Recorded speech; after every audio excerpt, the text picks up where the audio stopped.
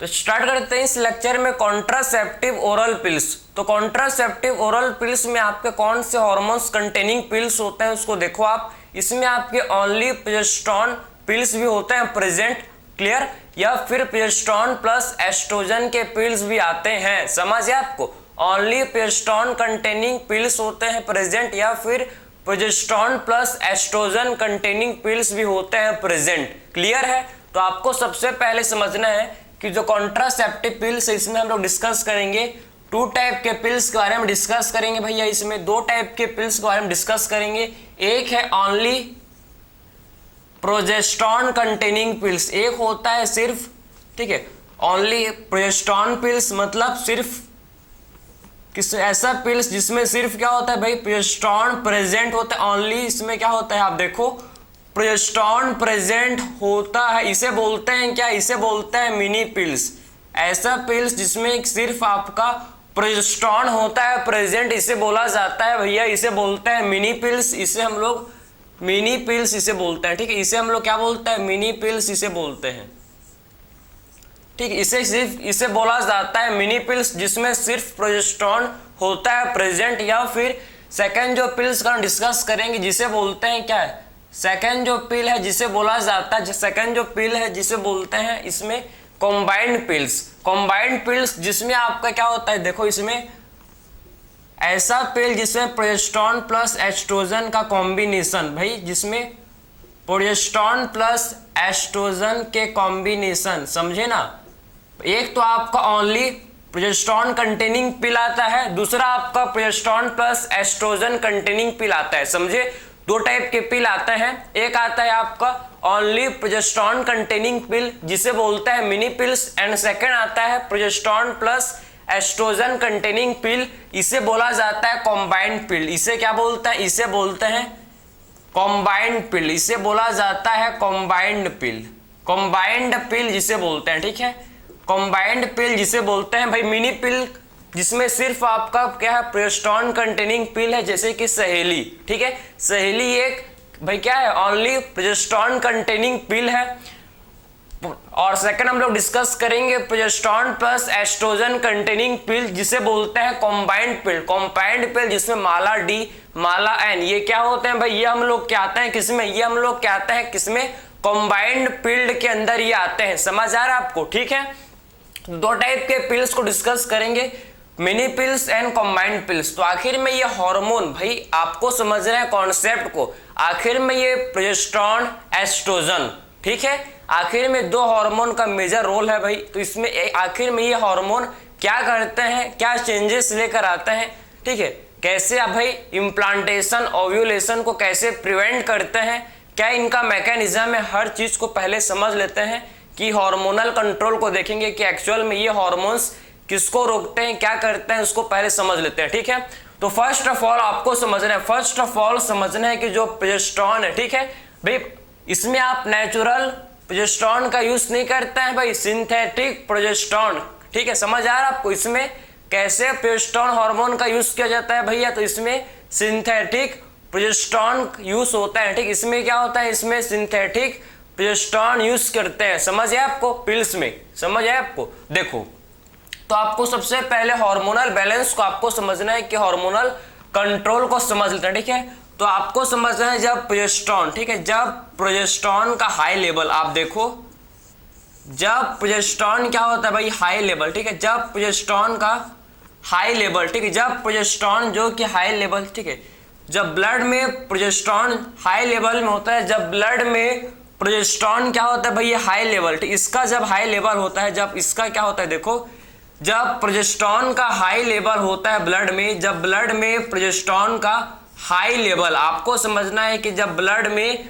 Progesterone का high level होता है, हाई लेवल होता है, ठीक है, तो आखिर में क्या करता है भाई, ये हाई लेवल ऑफ प्रोजेस्टेरोन, ठीक है, हाई लेवल ऑफ प्रोजेस्टेरोन जो कि ब्लड में प्रेजेंट है, ये क्या करेगा, ये देखो ये क्या करता है, ये इनहिबिट करता है किसको, ये इनहिबिट करता है जीएनआरएच को, समझ है आपको। हाई लेवल ऑफ प्रोजेस्टेरोन जो किसको इनहिबिट करता है भाई, ये इनहिबिट करता है जीएनआरएच हार्मोन को, समझे ना। जीएनआरएच के सिक्रीशन को ये क्या करता है, जीएनआरएच के सिक्रीशन को इनहिबिट करता है, क्लियर है। तो आखिर में क्या करता है GnRH, समझे, GnRH के सिक्रीशन को क्या करता है, देखो ठीक है, ये GnRH के सिक्रीशन को इनहिबिट करता है, क्लियर हो गया। तो आखिर में क्या करता है GnRH के सिक्रीशन को ये क्या करता है भैया, ये GnRH के सिक्रीशन को इनहिबिट करता है। जब GnRH का सिक्रीशन इनहिबिट हो जाता है, ये जब GnRH इनहिबिट हो जाता है तो इससे क्या होता है, देखो जब ये इनहिबिट हो जाएगा तो इससे LH एंड FSH क्या होंगे, नहीं फॉर्म होंगे, ठीक है। इससे देखो, इससे LH एंड FSH भी नहीं बनेंगे, इससे क्या हो गए, इससे LH एंड FSH का सिक्रीशन भी इनहिबिट हो जाता है, समझ है आपको। इससे LH एंड FSH का सिक्रीशन भी, LH एंड FSH का सिक्रीशन भी इससे क्या हो जाता है भाई, इनहिबिट हो जाता है, ठीक है, समझ है आपको। तो आखिर में जब प्रोजेस्टेरॉन देखो, जब प्रोजेस्टेरॉन क्या होता है भाई, जब प्रोजेस्टेरॉन ब्लड में, ठीक है, आप देखो कि जब प्रोजेस्टेरॉन ब्लड में हाई लेवल होता है, जब प्रोजेस्टेरॉन का हाई लेवल होता है किसमें, ब्लड में, जब प्रोजेस्टेरॉन का हाई लेवल होता है किसमें, ब्लड में, जब प्रोजेस्टेरॉन का हाई लेवल होता है तो क्या करता है, ये GnRH के सिक्रीशन को इनहिबिट करेगा भाई, ये GnRH के सिक्रीशन को इनहिबिट करेगा। जब GnRH का सिक्रीशन इनहिबिट हो जाएगा तो इससे LH एंड FSH का सिक्रीशन भी क्या हो जाता है, इससे LH एंड FSH का सिक्रीशन भी इनहिबिट हो जाता है, ठीक, इसका भी ये भी क्या हो जाएगा भाई, ये भी इनहिबिट, ठीक है, इसका भी सिक्रीशन क्या हो जाता है, इनहिबिट, ये भी क्या हो जाता है भाई, ये भी आपका इनहिबिट हो जाता है, ठीक, ये भी क्या हो जाता है, इनहिबिट, क्लियर है हुआ आपको। अगर LH एंड FSH का सिक्रीशन नहीं हुआ, अगर इनका सिक्रीशन इनहिबिट हो गया तो आपको पता है कि LH किसके लिए रिस्पॉन्सिबल है, LH क्या करवाता है भाई, LH ये क्या करवाते हैं, ओव्यूलेशन, ये हमको पता है। LH किसके लिए रिस्पॉन्सिबल है भाई, ये ओव्यूलेशन करवाता है। FSH क्या करवाता है भाई, फॉलिकुलर डेवलपमेंट, फॉलिकल्स का डेवलपमेंट करवाता है, समझे ना। तो FSH क्या करवाता है, सबको पता है कि ये फॉलिकल्स का डेवलपमेंट, फॉलिकल्स डेवलपमेंट, ठीक है, समझे, ये फॉलिकल्स का क्या करवाता है, सबको पता है कि FSH क्या करवाता है, फॉलिकल्स का डेवलपमेंट करवाता है, क्लियर है, ये फॉलिकल्स का डेवलपमेंट करवाता है, ये इनका फंक्शन है कि LH ओव्यूलेशन करवाएगा एंड FSH फॉलिकल्स का डेवलपमेंट करवाएगा। लेकिन जब इसका सिक्रीशन, जब देखो ना, जब प्रोजेस्टेरॉन जब हाई लेवल में होता है भाई तो आखिर में ये GnRH के सिक्रीशन को इनहिबिट करेगा। जब GnRH का सिक्रीशन इनहिबिट हो जाता है तो इससे LH एंड FSH का सिक्रीशन भी, इससे आप समझो कि LH एंड FSH का सिक्रीशन भी इनहिबिट हो जाएगा। जब LH एंड FSH का सिक्रीशन इनहिबिट हो जाएगा तो इससे ओव्यूलेशन नहीं होगा, इससे ना ही फॉलिकल्स का डेवलपमेंट होगा। मतलब आप इससे क्या होगा, आप समझो कि इससे जो है मेंस्ट्रुअल साइकिल स्टॉप हो जाएगा, क्योंकि भाई ओव्यूलेशन नहीं होगा तो मेंस्ट्रुअल साइकिल जो कि क्या हो जाएगा, स्टॉप हो जाएगा, ठीक है, मेंस्ट्रुअल साइकिल जो कि स्टॉप हो जाएगा। तो आप समझ गए कि जब प्रोजेस्टेरॉन का हाई लेवल होता है ब्लड में तो क्या क्या चेंजेस आते हैं, ये आपने समझ लिया, ठीक है। सेम समझो एस्ट्रोजन के लिए, जब एस्ट्रोजन, आप देखो कि सेम किसके लिए समझने आपको कि जब एस्ट्रोजन ठीक है, जब एस्ट्रोजन का लेवल, ठीक, जब एस्ट्रोजन ब्लड में देखो, जब एस्ट्रोजन ब्लड में, ठीक है, जब एस्ट्रोजन का मॉडरेट लेवल, आप देखो कि जब एस्ट्रोजन का कौन सा लेवल भैया, जब एस्ट्रोजन का मॉडरेट, ठीक है, जब एस्ट्रोजन का मॉडरेट लेवल होता है किसमें, जब एस्ट्रोजन का मॉडरेट लेवल होता है भैया किसमें, ब्लड में, तो ये भी आपका सेम इफेक्ट, ठीक है, सेम इफेक्ट शो करता है। ये भी क्या करता है, ये भी GnRH के सिक्रीशन को इनहिबिट करता है, समझे ना। तो एस्ट्रोजन भी समझो कि जब एस्ट्रोजन का मॉडरेट लेवल, ठीक है, मतलब मिडिल लेवल, ठीक, मॉडरेट लेवल होता है, क्लियर है। तो जब एस्ट्रोजन का मॉडरेट लेवल होता है, समझो एस्ट्रोजन का जब मॉडरेट लेवल होता है तो आपको समझना है कि ये क्या करता है भाई, ये GnRH के सिक्रीशन को ये इनहिबिट कर देता है, समझ है आपको। वही सेम होगा कंडीशन, लेकिन पहला कंडीशन आप समझ आपको, जब प्रोजेस्टेरॉन का हाई लेवल होगा तो ये आपका सारा चीज चलेंगे, और जब एस्ट्रोजन का मॉडरेट लेवल होता है तो ये सारे चीज होते हैं, समझ है आपको।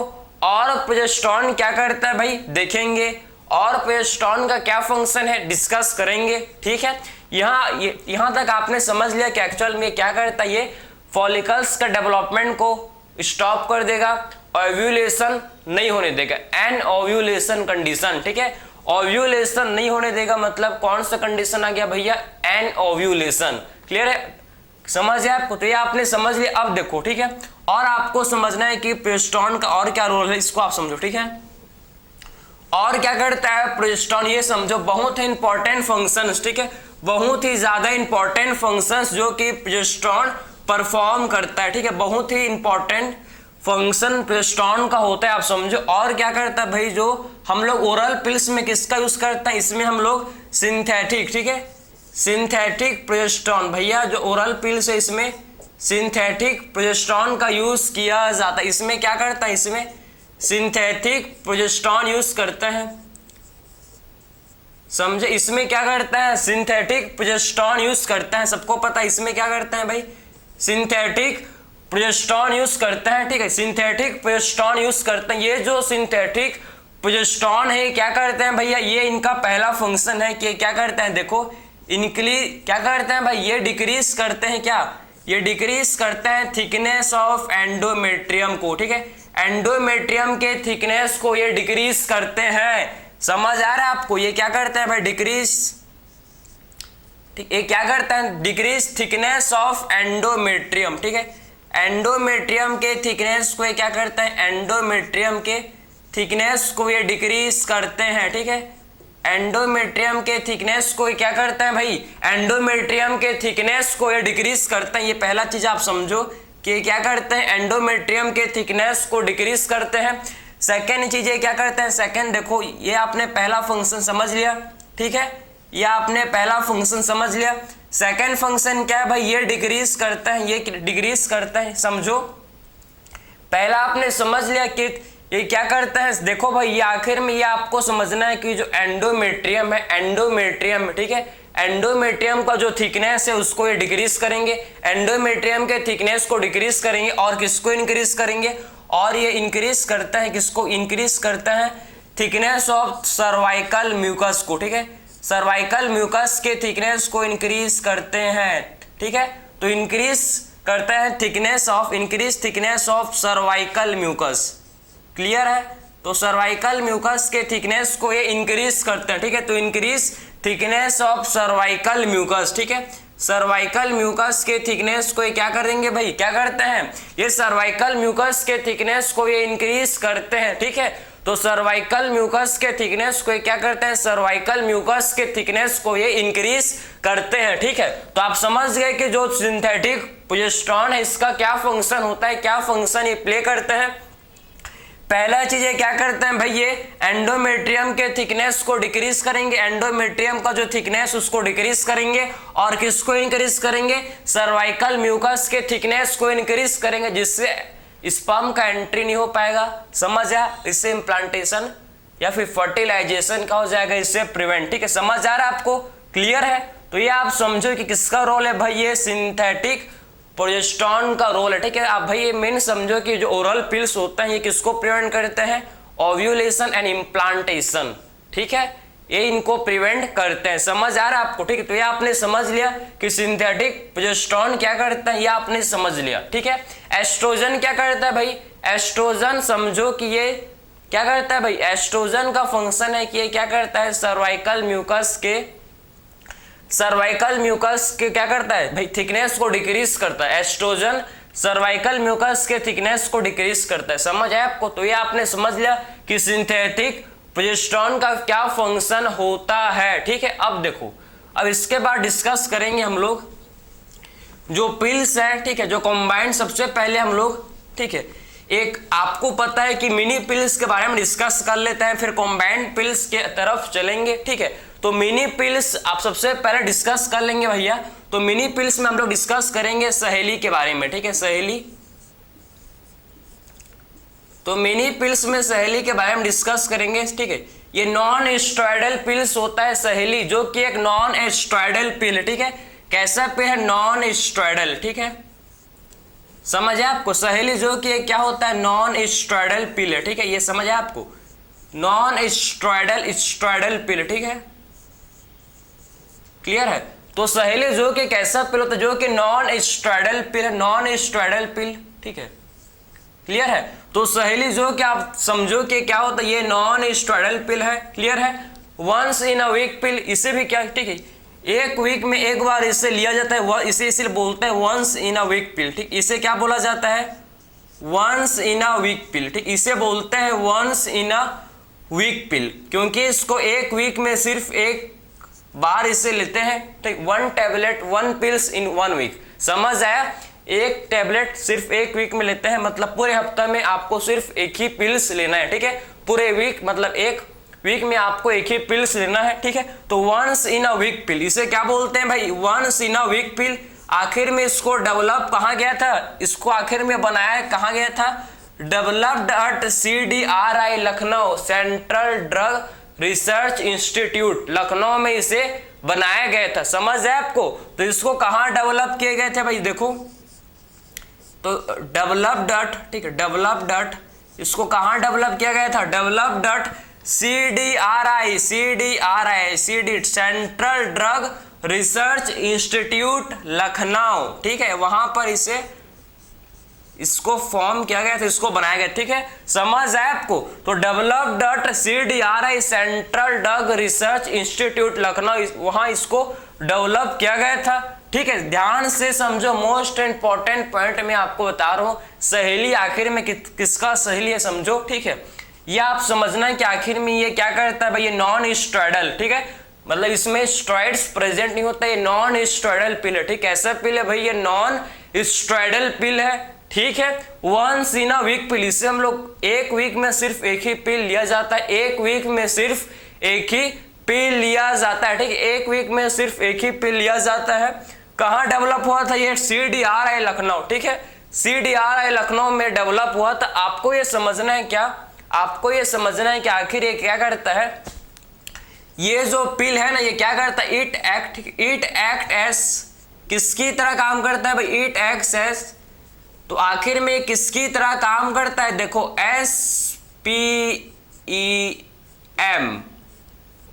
ठीक है, सरफेस, आप ध्यान से सुनो, ठीक है, सरफेस रिसेप्टर एस्ट्रोजन मॉड्यूलेटर, आखिर में किसकी तरह एक्ट करता है, सरफेस रिसेप्टर एस्ट्रोजन मॉड्यूलेटर, मतलब एस्ट्रोजन के रिसेप्टर को ये मॉड्यूलेट कर देता है, समझे ना, एस्ट्रोजन के रिसेप्टर को क्या कर देगा भाई, ये जो सहेली है ये क्या करेगा, एस्ट्रोजन के रिसेप्टर को मॉड्यूलेट कर देता है, मतलब एस्ट्रोजन के रिसेप्टर को ब्लॉक कर देता है भाई, समझे। यूट्रस में क्या करता है, ये यूट्रस में जो एस्ट्रोजन का रिसेप्टर है उसको ये ब्लॉक कर देगा। जब एस्ट्रोजन का रिसेप्टर ब्लॉक हो जाएगा तो एस्ट्रोजन बाइंड नहीं कर पाएगा, और जब एस्ट्रोजन बाइंड नहीं कर पाएगा अपने रिसेप्टर के साथ तो एंडोमेट्रियम का पॉलिफरेशन रुक जाएगा, समझे, एंडोमेट्रियम का पॉलिफरेशन नहीं होगा। तो समझे कि आखिर में क्या इसका मोड ऑफ एक्शन भाई आखिर में कैसे काम करता है, क्लियर है। एस्ट्रोजन के रिसेप्टर को मॉड्यूलेट कर देगा, मतलब एस्ट्रोजन के रिसेप्टर को ब्लॉक कर देगा, जिससे एस्ट्रोजन अपने रिसेप्टर के साथ नहीं बाइंड कर पाएगा।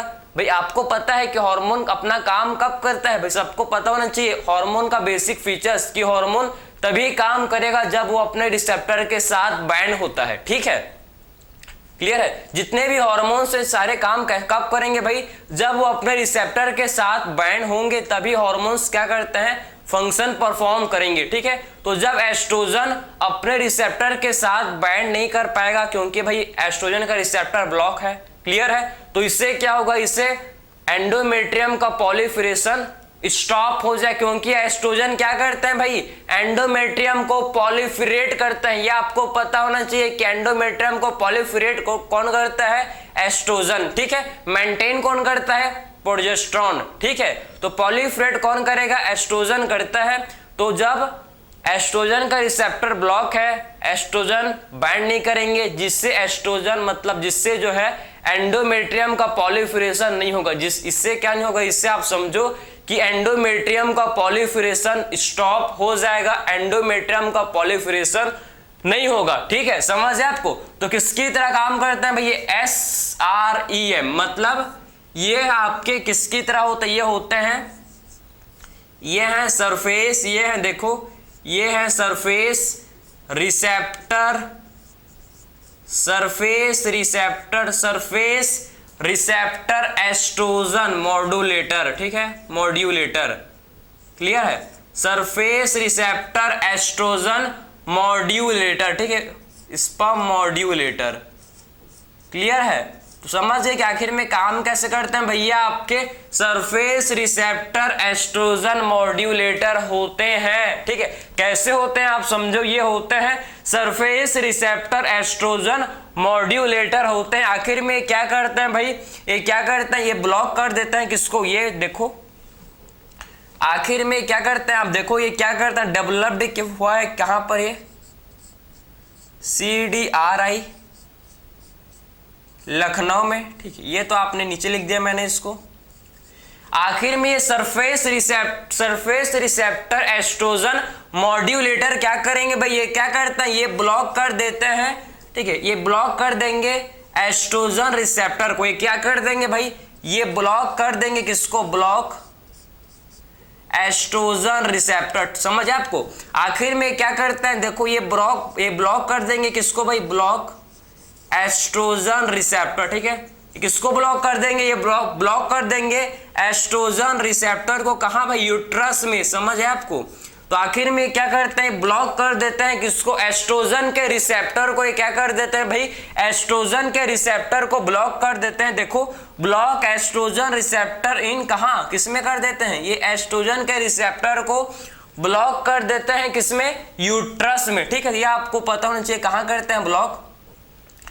तो एस्ट्रोजन के रिसेप्टर को ब्लॉक कर देते हैं कहां भाई, एस्ट्रोजन के रिसेप्टर को ब्लॉक कर देता है यूट्रस में, जिससे क्या नहीं होता भाई, जिससे क्या नहीं होता, जिससे आपको समझना है कि नो पॉलीफिरेशन ऑफ एंडोमेट्रियम, जिससे एंडोमेट्रियम का पॉलीफिरेशन नहीं होता, ठीक है, इससे क्या नहीं होता, देखो इससे नो पॉलीफिरेशन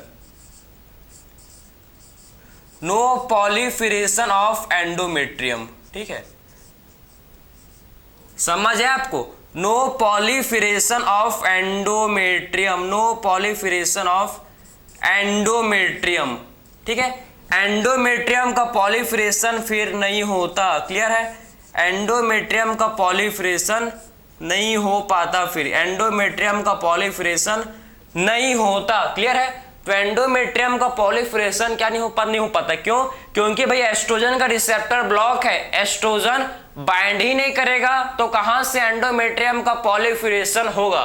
तो आपने ये समझ लिया कि सहेली जो कि सहेली है, ठीक, फीमेल्स का, जो कि नॉन स्टेरॉइडल, नॉन स्टेरॉइडल पिल, जो कि कैसा होता है, जो कि नॉन स्टेरॉइडल पिल, जो कि कैसा पिल है, आप देखो ये नॉन स्टेरॉइडल पिल है, नॉन स्टेरॉइडल पिल, जो कि वंस इन अ वीक पिल है, वंस इन अ वीक पिल, समझ है आपको, क्लियर है। कहां बनाया गया था भाई इसको, ये आप देखो कि डेवलप किया गया था इसको CDRI लखनऊ में, ठीक है, क्लियर है। किसकी तरह काम करता है, देखो ये काम करता है, it act as SREM surface receptor estrogen modulator, estrogen के रिसेप्टर को मॉड्यूलेट कर देगा, जिससे एस्ट्रोजन का रिसेप्टर ब्लॉक हो जाता है, ठीक है, समझे, जिससे भाई एस्ट्रोजन बाइंड नहीं कर पाएगा, जिससे एंडोमेट्रियम का पॉलीफिरेशन नहीं होता। तो आखिर में सहेली क्या करता है भाई, इट प्रिवेंट इम्प्लांटेशन, किसको रोकता है, इट प्रिवेंट इम्प्लांटेशन, ठीक है, आखिर में किसको प्रिवेंट करता है, सहेली हम लोग का प्रिवेंट करता है किसको भैया, सहेली प्रिवेंट करता है किसको, इम्प्लांटेशन को, समझ है आपको। तो आखिर में सहेली किसको प्रिवेंट करता है, देखो ये प्रिवेंट करता है किसको भाई, आखिर में सहेली जो कि प्रिवेंट करता है इम्प्लांटेशन को, ठीक है। तो सहेली जो कि किसको प्रिवेंट करता है, सहेली जो कि इम्प्लांटेशन को प्रिवेंट करता है, ठीक है, समझ आया आपको। तो आखिर में आप समझो कि सहेली किसको करता है, प्रिवेंट, ये करता है प्रिवेंट किसको, ये इम्प्लांटेशन को प्रिवेंट कर देता है, ठीक है। तो सहेली जो कि प्रिवेंट करता है किसको, ये इम्प्लांटेशन को प्रिवेंट कर देता है, क्लियर है। तो ये आपने हम लोग ने मिनी पिल्स के बारे में डिस्कस किया भाई, सहेली के बारे में सारा इंफॉर्मेशन डिस्कस किया जो आपके लिए काफी ज्यादा इंपॉर्टेंट है, बहुत नहीं काफी ज्यादा इंपॉर्टेंट है। तो ये आपको सहेली के बारे में समझ आया होगा, जो सबका सहेली है, ठीक है, क्लियर। अब बात करेंगे नेक्स्ट हम लोग कॉम्बाइंड पिल्स, ठीक है। कॉम्बाइंड पिल्स को आखिर में इसको इनटेक कैसे करते हैं, क्या इसका मैकेनिज्म है भाई, इसको डिस्कस करेंगे पिल, ठीक है। चलो तो ये आपने देख लिया भाई, इसको आप लिख सकते हो प्लीज, ठीक। अब देखो, अब इसके बाद डिस्कस करेंगे हम लोग किसके बारे में, अब डिस्कस करेंगे हम लोग ठीक कॉम्बाइंड पिल्स के बारे में डिस्कस करेंगे। जो कॉम्बाइंड पिल आपको समझना है, देखो ठीक है, जो कॉम्बाइंड पिल है ना, जो कॉम्बाइंड पिल होते हैं ये आप समझ इसका मैकेनिज्म, ठीक है। तो अब डिस्कस करेंगे हम लोग कॉम्बाइंड पिल के बारे में डिस्कस करेंगे, ठीक है। तो कॉम्बाइंड पिल, ठीक है, देखो सो डिस्कस करेंगे अब हम लोग कॉम्बाइंड पिल के बारे में, कॉम्बाइंड पिल, ठीक है। सो कॉम्बाइंड पिल डिस्कस करेंगे, इसमें हम लोग डिस्कस करेंगे इसके बारे में, कॉम्बाइंड पिल के बारे में डिस्कस करेंगे, ठीक। इसको आपको समझना है, कॉम्बाइंड पिल्स जो कि आपका इसमें एस्ट्रोजन प्लस प्रोजेस्टेरोन का कॉम्बिनेशन होता है इसमें प्रेजेंट, ठीक है। ये जो कॉम्बाइंड पिल है इसको आप समझना है कि कॉम्बाइंड पिल को समझना है कि इसको 21 डेज तक लिया जाता है, ठीक है। समझ आप, इसको कितने दिन तक लिया जाता है भाई, इसको 21 डेज तक इसे लिया जाता है, ठीक है। तो कॉम्बाइंड पिल को टेक फॉर 21 डेज, इसको लिया जाता है टेक फॉर, इसको लिया जाता है टेक फॉर 21 डेज, ठीक है। 21 डेज तक इसे लिया जाता है। तो कॉम्बाइंड पिल को 21 डेज तक लिया जाता है। इसको स्टार्ट कब करता है भाई, स्टार्ट विथ इन, ठीक है। इसको स्टार्ट कब करता है, देखो इसको 21 डेज तक लिया जाता है, start with in 5th days of menstrual cycle, 5th days of with in 5th days of menstrual cycle, ठीक है। मेंस्ट्रुअल साइकिल के 5वें दिन तक, ठीक है, या आप 5 दिन तक आप मेंस्ट्रुअल साइकिल है स्टार्ट हुआ उसके आप, ठीक है, मतलब समझो कि आज फर्स्ट को मेंस्ट्रुअल साइकिल स्टार्ट हुआ, तो फर्स्ट से लेकर आप 5th तक किसी भी दिन आप क्या कर सकते, किसी भी दिन आप, ठीक है, ये कॉम्बाइंड पिल्स को लेना स्टार्ट कर सकते हो। समझ आया, मेंस्ट्रुअल साइकिल 5 डेज का होता है, मतलब मेंस्ट्रुअल फेज, मेंस्ट्रुअल साइकिल में जो मेंस्ट्रुअल फेज है 5 डेज का होता है, वही उसी मेंस्ट्रुअल फेज में आप क्या करते हो भाई, आप किसी भी दिन आप क्या करते हो, पिल्स को लेना स्टार्ट करते हो। समझ है, तो start with in 5th days of menstrual cycle, ठीक है, समझे ना, start with in first 5th days of menstrual cycle. यहां पर आप लिख लो फर्स्ट, ठीक है, first 5th days of menstrual cycle, मतलब आप समझो किसमें क्या करते हैं, देखो कि 5th डेज से, ठीक है, 5th डेज से पिल्स को लेना स्टार्ट करोगे आप, ठीक है। इसमें क्या करना, इसमें क्या करता है, देखो इसमें 5th डेज से, ठीक है, पिल्स को लेना स्टार्ट करता है। 5th डेज से इसमें क्या करता है, पिल्स को लेना स्टार्ट, तो 5th को पिल्स, फर्स्ट पिल 5th को, ठीक, 5th स्टार्ट करेंगे, तो 5th से 21 डेज तक क्या करेंगे, रेगुलर हर दिन क्या करना है, पिल्स को लेना है, ठीक है। 5th डेज मतलब आपने मेंस्ट्रुअल फेज के आखिरी दिन, मतलब 5th डे से, 5th डे को आप 5th डे से आपने क्या किया भाई, 5th डे से आपने स्टार्ट किया पिल्स को लेना, ठीक है। 5th डे से आपने क्या किया, ये पिल्स को लेना स्टार्ट किया, कॉम्बाइंड पिल्स को लेना स्टार्ट किया। तो आप 5th को लोगे, 6th को लोगे, ठीक, आप क्या करोगे, देखो आप 5th को लोगे, ठीक है, 5th को लोगे फर्स्ट, ठीक है, 6th 7 8, ठीक है, 5th 6 7 8 9 10, समझना आप, ठीक है, 5th 6 7 8 9 10 11, ठीक है, देखो 11 क्लियर, ठीक है, समझो 12 क्लियर है। आप ध्यान से इसको देखते रहो, यहां भी लिख दें, स्पेस है यहां पर 13, ठीक है, 13 आप ध्यान से इसको देखो, ठीक है, 13 14 15 क्लियर है, 16 यहाँ पूरा लेते हैं पिल्स को, इतना दिन तक लेते हैं, ठीक है। स्टार्ट करते हैं फिफ्थ डे को, फिफ्थ डे, सिक्स डे, 7, 8, 9, 10, 11, 12, 13, 14, 15, 16, 17, 18, 19, 20, ठीक है, 19, 20, 21, 22, 22, ठीक, 22। अब समझो 22 क्लियर है, 23, 24 आप ध्यान से को, ठीक है, 24, 22, 23, 24 एंड 25, ठीक है। टोटल आप देख सकते हो कि टोटल आप क्या देखोगे भाई, टोटल आप देखो कि, ठीक है, टोटल आप देखो कि आपने, ठीक है, 21 डेज तक अगर आप स्टार्ट करोगे फिफ्थ डे से, तो 25th डे तक आप क्या करो, 25th डे तक आपको क्या करना, ये पिल्स को लेना होता है, ठीक है, समझे ना। फिफ्थ डे से स्टार्ट करने से आपको ठीक 25 डेज मतलब टोटल आपको 21 पिल्स, टोटल 21 पिल्स इनटेक करना होता है। इसके बाद आपको पिल्स छोड़ना नहीं, पिल्स और लेना पड़ता है, लेकिन ये आपके आयरन पिल्स होता है, ठीक है। आप 26, 27, 28, ठीक, आप ध्यान से देखो, ठीक है, 26, 27, 28, ठीक है, 1, 2, 3, ठीक, 1, 2, 3 आप ध्यान से देखो, ठीक है, ध्यान से देखो, 26, 27, 28, 1, 2, 3 एंड 4 इसमें आप क्या करोगे भाई, इसमें लेते हैं आयरन पिल्स, इसमें देखो, इसमें लिया जाता है, इसमें देखो, इसमें किसको ले, इसमें लिया जाता है आयरन पिल्स को। 7 डेज का गैप होता है, ठीक, आयरन पिल्स, समझ आया, इसमें आयरन पिल्स लिया जाता है। मतलब आप स्टार्ट करोगे टेक फॉर 21 डेज तक लिया जाता है, start with in the first 5th days of menstrual cycle. Menstrual cycle का 5th डे से क्या करोगे भाई, इस पिल्स को लेना स्टार्ट करोगे। अगर आप मेंस्ट्रुअल साइकिल के 5th डे से इसको लेना स्टार्ट करोगे, देखो तो 5th को लोगे,